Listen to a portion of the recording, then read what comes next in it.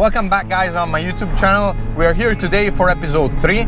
I'm pretty pumped because I'm gonna share with you, I think, something really valuable. I'm gonna tell you what's the secret of success in Dakar. And by success, I don't mean getting a top result or winning or anything, to do with that. I'm speaking about getting to the start line, which is a challenge itself, and getting to the finish line and conquering that medal. I'll tell you, it's all about mindset. How you have your mindset. And this is not only applicable to Dakar, but it's applicable to life in general, to anything. From my experience that started back in 2012, when I participated at 23 years old at my first Dakar rally, this race for me isn't just a race. I live it like it's a school of life. It taught me so much. And also, it kept me going when I went through hard times. The psychological side of this race is what's the most important part. Mindset is the key of success. And mindset is made up in 3 parts. And you need to work on all these 3 aspects. Determination. Any goal you want to achieve, and not only in Dakar but in life, you need determination. You need to have a vision of where you want to get. Second aspect is consistency. If you're determined, you'll automatically be consistent. So if you're working for getting to the start line, you'll be consistent all the year and never give up. And third aspect is sacrifice. To achieve any big goal, you'll need to sacrifice stuff. It's just like in business, opportunity cost. Investing on one thing, it means you can't invest on another thing. Same with sacrifice. It means if you want to dedicate yourself and reach the start line and the finish line, you have to put aside some things. That may be, for example, I'm 28 years old, there's not much partying or going out with friends and all of that, because I work all year to get to Dakar and try and get my best shot at doing a good result. Another aspect always concerning the correct mindset to have in order to succeed in Dakar is creativity. Creativity comes in the game when we have usually a big problem and we don't have an easy solution to it. It's at that point that our mind becomes creative and starts thinking out of the box. I'll take an example. You're trying to get to the start line, because I know most of you have this problem.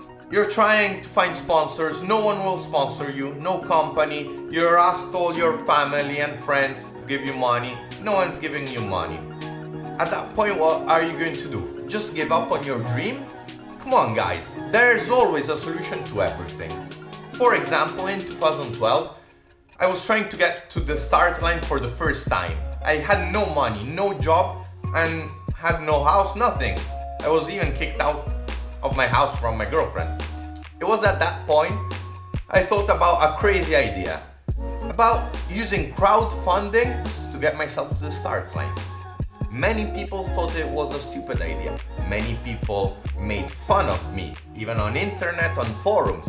But also, many people decided to support me because they could feel the passion and how determined I was.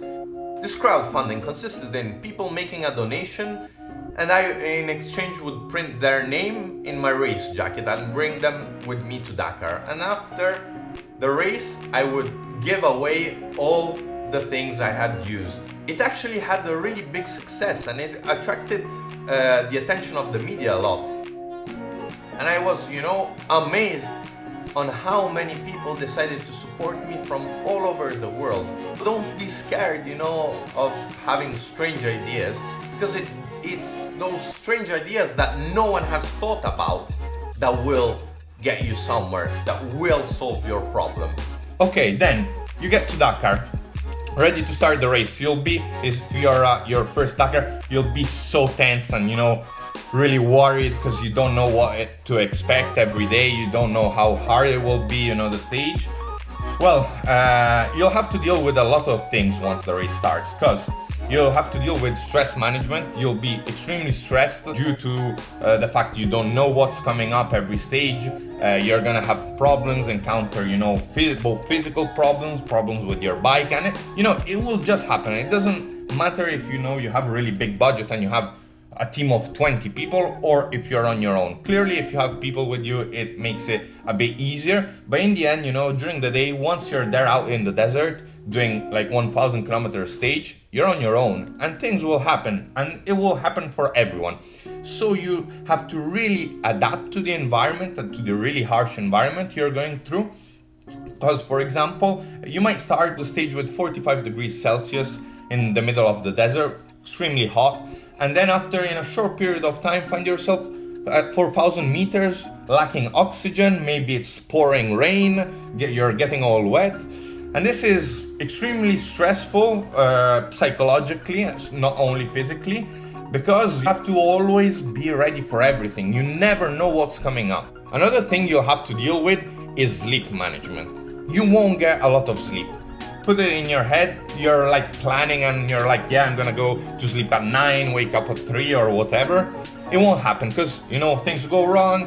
One day you might have a problem with the bike, and if you're on your own like I'm racing, you might have to work until, 2 a.m. and sleep 1 hour and then wake up because you're tense and go for the next stage. And actually, for example, this year, it happened to me on one stage. On the rest day, instead of resting, I ended up having a few problems and slept only 40 minutes and had to go for the stage. So you have to be ready for this. You're gonna be sleeping a lot less than what you're used to, because every morning we are starting like at 4 a.m., which is pretty early. The thing that is underestimated is adapting to people. What do I mean by this? You're spending like over 15 days very close contact, especially if you have a team, with people. And even if it's your best friend, at times you're gonna be nervous, he's gonna be nervous, you're gonna be late. It's easy, to end up in fights. I tell you, because I've lived Dakar both from the organization side and, as a racer. And either way, even if you're racing or you're working in a team, there are extremely delicate situations. And you'll have to be ready to that. Sometimes you'll have to, just like close your mouth and think to what you're doing. Just concentrate on which is the goal, which is to get to the end. So even if there are times that let's say your mechanic might be nervous, don't shout at him or have fights. Just leave him alone, and every time try to speak to people in a way you won't really make them more nervous, because that will end up being like a snowball, getting bigger and things will go wrong. There are many things you'll have to deal with. That's the reason why the mental part is, from my point of view, the most important part. At the end of the day, there's only one thing you really have to keep in mind, and it has to really stick inside. Anything that happens, even in the worst cases, you just simply have to never, ever, ever give up. Because many times you'll find a solution. Even, let's take the worst case scenario. You're in a special stage and you've broken your engine. And you're like, okay, now I'll retire, I'll press the red button. No guys, wait. First thing you have to do, okay, you've broken an engine on your bike. It's pretty bad. Don't be scared of spending your night there. That's something it's a point I really want to stress. Because I see many people, many riders, that they have some technical problem or they are tired and they'll just, press the red button, be picked up, and then regret they've done it. Because they are out of the race and they can't continue, and there's no way they can continue. Another thing that I'm sure like almost no Dakar rider knows, even myself, I didn't know until it happened to me, you have until the morning after to get to the end of the stage. So let's say you've broken your bike at 3 p.m. It's 8 p.m. and you're worried and you're really tempted to call the organization to get picked up and retire from the race. Wait, you've got until the morning after. And the maximum time for motorbikes is that you have to start the stage, in particular the special stage, before the first car. This means let's say in the morning, the first car starts at 8 a.m. You've got until 8 a.m. to get to the bivouac. And if you manage to get there before, even 2 minutes before, get your roadbook and go off, you're still in the race. And then you've got another whole day to get to the end. And it happened to me. I got to the end back in 2012. It was my first Dakar. After spending my night in the dunes and in the desert by myself in these huge dunes in Iquique, I got to Iquique 10 minutes earlier than my maximum time. And I didn't even have the time to take off my helmet nor to put my roadbook, and I went up for another stage. I was still in the race. Then, once I was in the special stage, I stopped. I took, a sleep for, I guess, 1 hour, fixed my roadbook and went on. You see, never give up, never, unless it's the organization that's telling you you can't continue.